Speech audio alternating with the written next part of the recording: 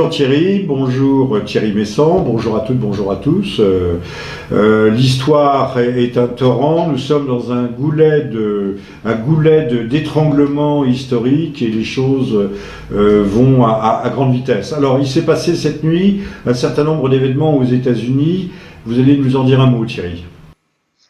Oui, donc d'abord, il y a 2 jours, le président Trump a signé un mémorandum extrêmement important de réforme du Conseil national de sécurité. Donc, c'est une instance qui a été créée en 1947, alors que les États-Unis venaient de gagner la Seconde Guerre mondiale et qu'ils étaient le seul État qui n'en ait pas souffert, puisqu'il n'y a jamais eu de guerre sur leur propre territoire. Donc à ce moment-là, les États-Unis ont décidé de s'accaparer le monde et de lutter contre l'Union soviétique. Ils ont donc créé un Conseil national de sécurité en même temps qu'ils ont créé la CIA, c'est-à-dire qu'ils ont décidé d'avoir des services secrets permanents pour servir leurs intérêts. Par service secret, j'entends non seulement un service de renseignement, mais surtout un service d'action qui a fait après tous les coups d'État que l'on connaît dans le monde. Donc, le Conseil de sécurité a été créé avec 3 participants importants. D'abord la Maison-Blanche, puis l'état-major interarmé et enfin la CIA. Et ce sont toujours ces 3 composantes qui ont gouverné la politique étrangère et militaire des États-Unis pendant pratiquement 70 ans. Donc, cette organisation a la particularité que le président nomme le directeur de la CIA, mais c'est pas vraiment lui qui nomme le chef d'état-major interarmes, qui est le fruit d'une évolution au sein même des armées. En fait, le président n'a jamais eu la totalité du pouvoir exécutif aux États-Unis. Bon, puis après, on sait, en 2001, il a dû composer, puisque le Conseil de sécurité a été de facto, non pas de manière officielle, mais de facto, placé sous les ordres du gouvernement de continuité qui se trouve, lui, à Ravensbrück Mountain. Oui, c'est une sorte de shadow cabinet de gouvernement, non pas de transition, mais de salut public, qui est là en arrière-plan, prêt à prendre le relais en cas de destruction de l'État officiel. Voilà, et donc ce sont les gens qui ont fait le coup d'État le 11 septembre 2001. Et ces gens-là ont perdu leur pouvoir il y a 2 jours, puisque la réforme du Conseil de sécurité prévoit que désormais, ni le directeur de la CIA, ni le chef d'état-major interarmes n'ont de siège permanent à l'intérieur de cette assemblée, de cette réunion. Alors, c'est un changement fondamental, parce que ça veut dire que les États-Unis renoncent à être un empire, et qu'ils décident d'être une puissance comme les autres, avec laquelle on va pouvoir travailler normalement. Donc c'est quelque chose d'ahurissant, d'extraordinaire. C'est aussi important que l'a été la victoire de la Deuxième Guerre mondiale. Oui, les Américains pourtant, évidemment, personne n'en parle. Les Américains seraient en train de devenir des humains comme les autres, en quelque sorte. Absolument, absolument. Alors, toute la journée d'hier, il y a eu une bataille terrible autour de ça, et hier soir, le porte-parole de la Maison-Blanche a dit que ce texte allait être amendé et que probablement le directeur de la CIA pourrait à nouveau siéger de manière permanente dans ce Conseil de sécurité. Mais il n'a pas parlé du chef d'état-major interarmé qui apparemment en sera de toute manière exclu. Donc cela veut dire que la CIA perd sa capacité, son pouvoir de nuisance, de constituer un État dans l'État, de se financer, s'auto-financer par l'héroïne afghane, l'opium afghan, par la cocaïne des cartels colombiens, et d'agir dans le monde, de fomenter des coups d'État, des révolutions oranges. Cela ne va pas faire plaisir à beaucoup de gens qui voyaient que c'était, au fond, la CIA était un pouvoir et un contre-pouvoir qui limitait, vous l'avez dit, fortement ceux de l'exécutif américain. Absolument, absolument. Donc ça a donné lieu toute la journée d'hier à une véritable guerre intestine à Washington. Ça c'est normal. Et ça n'est que le début, puisque on sait que le président Trump, il est là pour ça, il est là pour restituer le pouvoir aux citoyens, c'est-à-dire l'enlever à ces impérialistes qui ont cherché à coloniser le reste du monde. Alors, cette mesure est passée inaperçue, mais ce qui est normal, on n'en parle pas dans la grande presse. Par contre, l'accent a été mis sur les mesures anti-migration, le gel. C'est 3 mois ou 4 mois, c'est malgré tout peu de choses pour les migrants, les réfugiés qui arriveraient des zones de guerre ou de combat, notamment du Proche-Orient. Et on a entendu, alors là, un déferlement de haine, un déferlement de haine ahurissant. Ce matin, sur France Inter, j'ai entendu le président Trump être traité de fou fascistoïde. Bon. Alors, ce qu'il a fait, c'est on ne peut plus simple et c'est extrêmement logique. Il a dit voilà qu'il allait limiter l'accès des étrangers au territoire des États-Unis.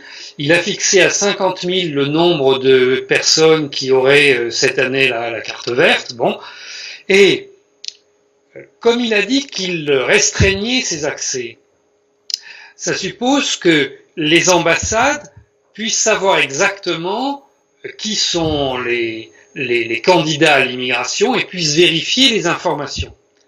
Donc, sa décision, elle est pour le monde entier. Mais, pour vérifier les informations, il y a un certain nombre de pays où ça n'est pas possible. Par exemple, ici, en Syrie, il n'y a pas d'ambassade des États-Unis. Donc, il n'y a pas de moyen de vérifier quoi que ce soit. Alors, le président Trump a décidé que la Syrie, comme d'autres États, allait être écartée provisoirement, pendant une durée de 3 mois, de toute possibilité d'entrée aux États-Unis. Mais c'est une mesure purement de police administrative. Ça n'a rien à voir avec ce qu'on raconte d'être quelque chose contre les musulmans, d'être quelque chose contre les Arabes, et tout ça. C'est complètement ridicule.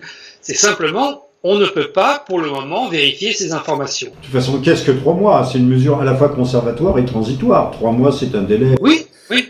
Et ça ne touche que très peu de gens, parce que par exemple, pour la Syrie, il faut savoir que, alors qu'il y a eu une vague massive d'immigration en Europe, aux États-Unis, l'année dernière, il n'y a eu que 145 Syriens qui ont été autorisés à rentrer sur le territoire des États-Unis. Et en plus, le décret du président Trump prévoit des mesures dérogatoires, puisque le secrétariat d'État et le secrétariat à la sécurité de la patrie peuvent tous les deux donner des exemptions et permettre aux gens d'entrer sur le territoire des États-Unis. Vraiment, il y a pas de quoi fouetter un chat avec cette décision, mais voilà, on a décidé de manipuler le texte, d'en supprimer le sens, et puis de faire avec ça une accusation de racisme, mais ça n'a rien à voir avec du racisme. Ça. Oui, tout est bon, on ne va pas s'étendre là-dessus parce que c'est relativement anecdotique, mais Monsieur Hollande, qui est même pas un syndic de faillite, qui est un failli tout court, s'est cru autorisé à faire la leçon à Monsieur Trump sur les valeurs de la démocratie, sur l'accueil, sur Probablement, le président Hollande n'a pas lu le texte, comme il ne lit pas grand-chose, et il a dû se fier aux journaux qu'il subventionne par ailleurs et qui répètent ce genre d'âneries. Bon, un dernier mot, Thierry, à propos de la Syrie. Il y a des pourparlers de paix actuellement à Astana. Les choses avancent, j'imagine, leur train. Mais on a appris que 5 organisations terroristes plus ou moins proches d'Al-Qaïda se seraient actuellement regroupées pour former une nouvelle entité. Alors, y a-t-il un danger? Comment on peut interpréter la chose? D'abord, ce qui est très étonnant, c'est que parmi ces 5 entités, il y en a 2 qui sont clairement, directement liées à la CIA, et puis les autres sont liés au MI6 britannique. Donc, ce regroupement de terroristes d'Al-Qaïda, c'est une organisation conjointe des services secrets des États-Unis et du Royaume-Uni. Donc déjà, on voit que le président Trump, il a toujours pas mis vraiment la main sur la CIA, mais c'est normal, puisque il faut que le nouveau directeur prenne sa place, qu'il licencie un certain nombre de gens, etc. Enfin, pour le moment, la CIA, elle joue contre les États-Unis. Bon. Et puis, l'autre chose, c'est pourquoi les Britanniques, qui viennent de tendre la main aux États-Unis mène-t-il cette politique parallèle en même temps? Vous savez que Theresa May est allée aux États-Unis, elle a tenu un discours complètement ahurissant, puisqu'elle est allée devant le Parti républicain et elle a dit aux élus républicains, nous avons un passé commun, une grande histoire, etc. Et nous devons continuer à travailler ensemble. Nous avons, alors elle n'a pas employé le terme d'empire, mais enfin nous avons une tradition impériale tous les deux, et nous devons reprendre ce que Margaret Thatcher et Ronald Reagan faisaient ensemble. Eh bien, ce sera désormais Donald Trump et moi, nous allons diriger le monde. Main dans la main. Oui, mais enfin, elle vient dire qu'elle veut poursuivre l'aventure impériale, et elle est la seule, puisque les États-Unis, en tout cas la Maison-Blanche, ne souhaite plus poursuivre cette politique. Et ces services secrets mettent en œuvre actuellement cette politique en Syrie. Donc je ne sais pas comment tout ça va évoluer, mais évidemment, on doit s'attendre à un grand clash, soit à la disparition d'Al-Qaïda, de Daesh et des frères musulmans qui sont l'organisation centrale qui permet de gérer la totalité des groupes terroristes islamiques, soit eh bien, il y a à nouveau un changement à la Maison Blanche et je sais pas, on assassine Donald Trump ou je sais pas, enfin on se débarrasse de lui, mais il ne peut pas y avoir les deux politiques en même temps. Non, on ne peut pas faire le grand écart. Vous pensez, Thierry, que ce type d'accident pourrait intervenir?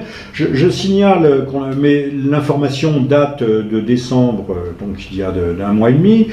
On a retrouvé mort dans un parc souterrain automobile l'ancien général du FSB qui aurait été à l'origine du dossier Trump à Moscou, celui qui a fait les choux gras de notre chère presse.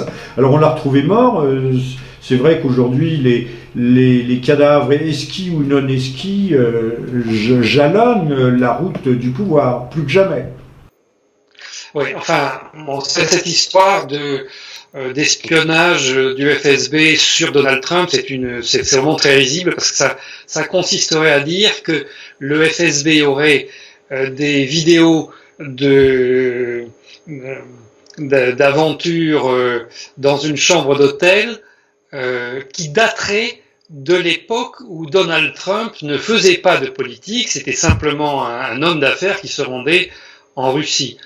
C'est quand même assez peu probable. Hein. Vraisemblablement. Thierry, avez-vous un dernier mot avant que nous nous donnions rendez-vous éventuellement, si Dieu le veut, pour la semaine prochaine? Oui. Un autre commentaire. Oui, il y a une petite remarque sur...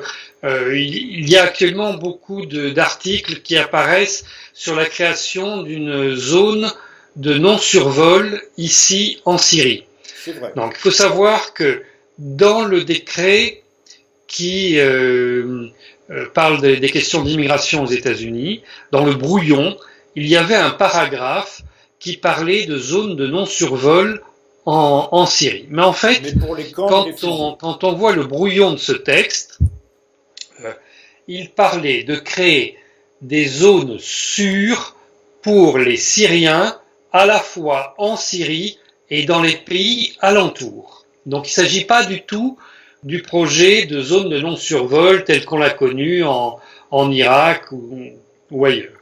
Ou en Libye. Ou en Libye, ou même ça avait commencé en Yougoslavie, je crois. Donc c'est pas du tout ça. Ce que le président Trump essaye de faire, et cette partie a été retirée du texte qui a été signé et publié, hein.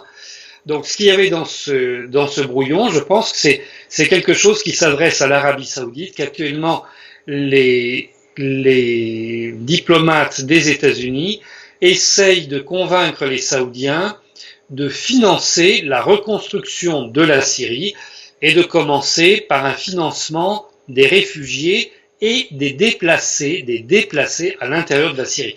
Mais il ne s'agit pas du tout d'atteindre à l'intégrité territoriale de ce pays. À la souveraineté de la Syrie. Thierry, merci infiniment. On se donne encore une fois, si Dieu le veut, rendez-vous dans quelques jours. Et parce que je pense que un commentaire en temps réel est une chose non négligeable. Amitié à vous, Thierry, et on se dit à très bientôt. À très bientôt. Au revoir. Au revoir.